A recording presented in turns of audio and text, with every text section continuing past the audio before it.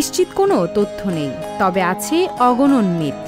বলা হচ্ছে আজারবাইজানের জ্বলন্ত ভূমি নামে খ্যাত ইয়ানার ডাগের কথা। এ এক পাথুরে পাহাড়ে জমি, যার পাদদেশে সারাক্ষণ আগুন জ্বলে, বৃষ্টিতে নেভে না তা, তুষারপাতেও জ্বলতে থাকে। প্রাচীন যুগ থেকে এখনের সময় পর্যন্ত পৃথিবীর অন্যতম বিস্ময় স্থল হয়ে আছে এটি। এই জ্বলন্ত পাহাড়ের অবস্থান আজারবাইজানের রাজধানী বাকু থেকে উত্তরে। দেশটি একসময় কমিউনিস্ট শাসিত সোভিয়েত ইউনিয়নের অন্তর্ভুক্ত ছিল।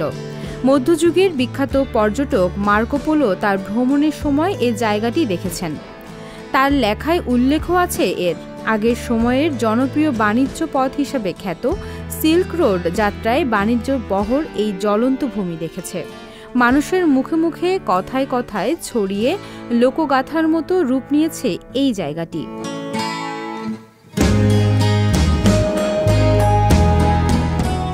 কোনো স্থানে খনিজ গ্যাস বা তেলের উপস্থিতি বেশি মাত্রায় থাকলে মাটির উপরে এমন আগুন জ্বলে থাকে। এটি হচ্ছে বৈজ্ঞানিক ব্যাখ্যা। এর মধ্যে কোনো অলৌকিকতা নেই। তবে এ আগুনের পাহাড় নিয়ে নানা ধর্মের আছে ভিন্ন ভিন্ন বিশ্লেষণ।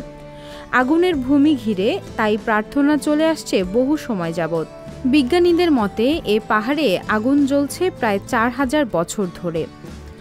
একদিনের জন্যও নেভেনি এ আগুন। তবে কিভাবে আগুনের সূত্রপাত তার রহস্য হয়েই আছে।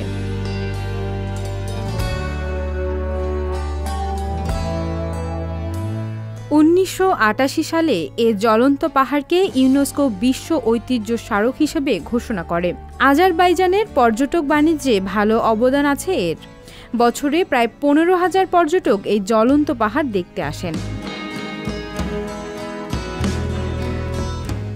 সামিয়া বিন্দু, সংবাদ প্রকাশ।